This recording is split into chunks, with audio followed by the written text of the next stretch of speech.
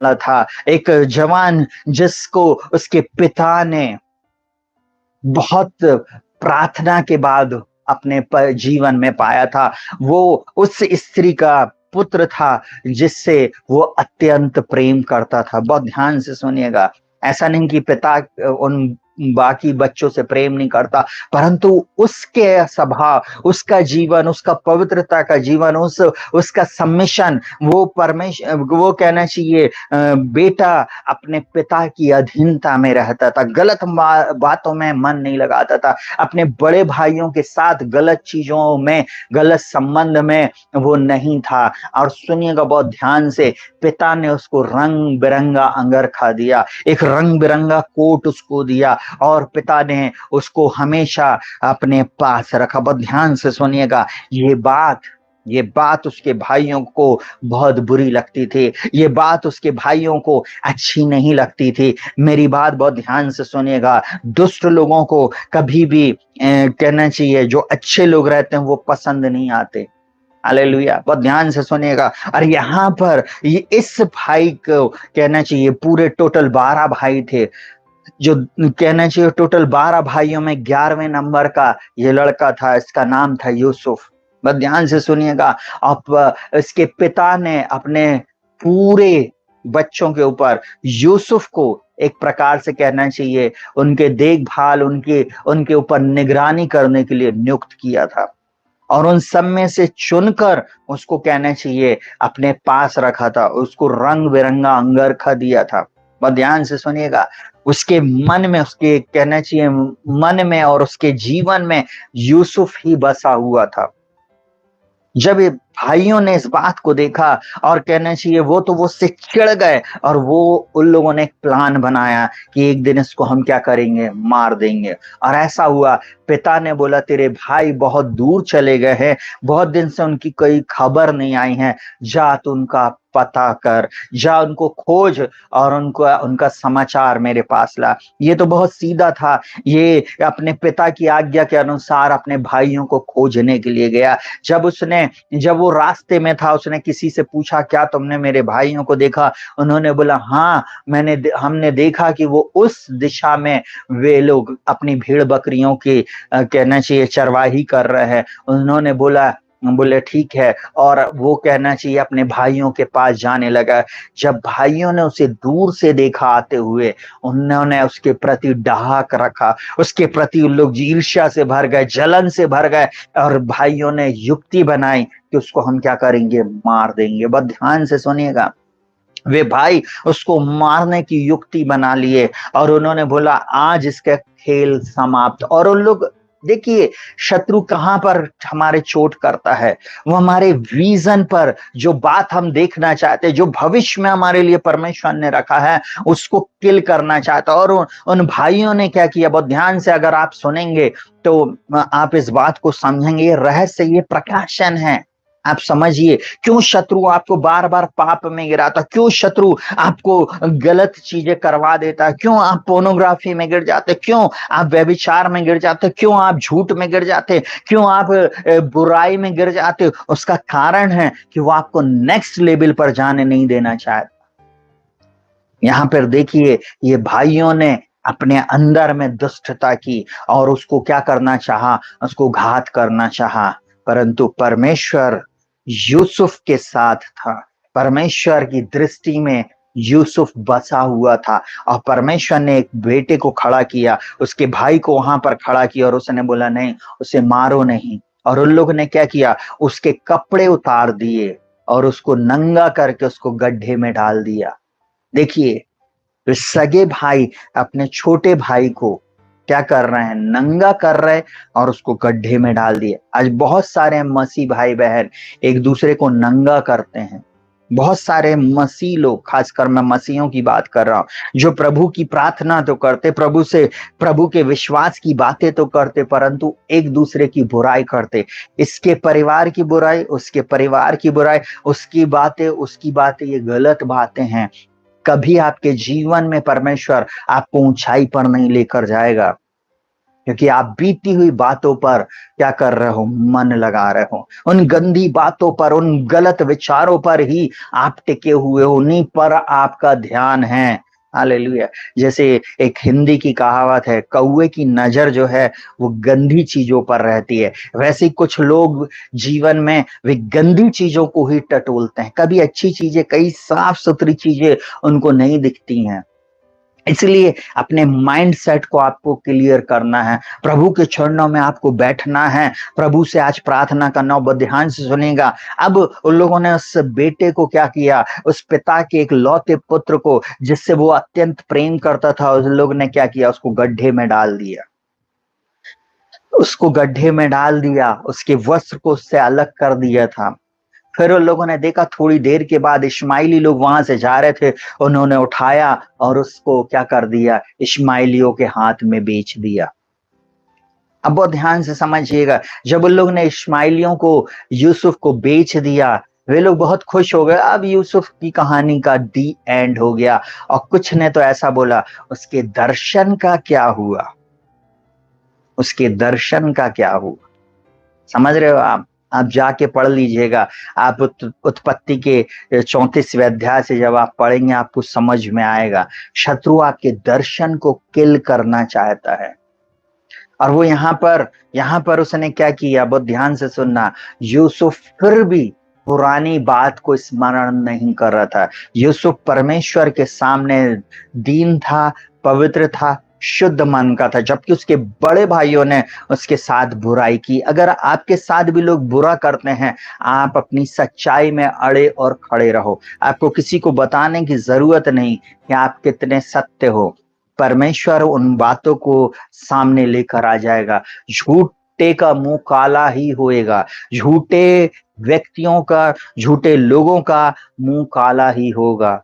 और सत्य कभी भी नीचे नहीं जाता, सत्य हमेशा ऊपर रहता है, क्योंकि यीशु मसीह कहता मार्ग सत्य जीवन में ही।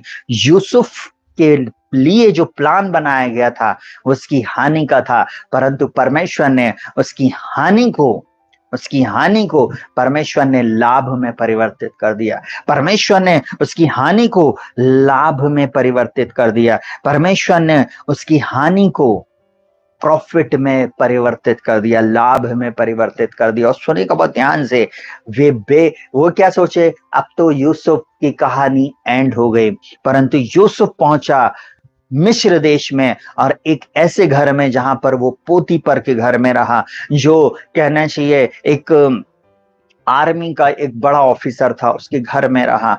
वहां भी उसके ऊपर एक एलिगेशन लगा, उसकी वाइफ ने उसके ऊपर एक एलिगेशन लगाया, वह विचार का, बलात्कार का उसके ऊपर एलिगेशन लगाया, और उसके बाद उसको जेल खाने में डाल दिया गया। कई वर्ष हो गए होंगे।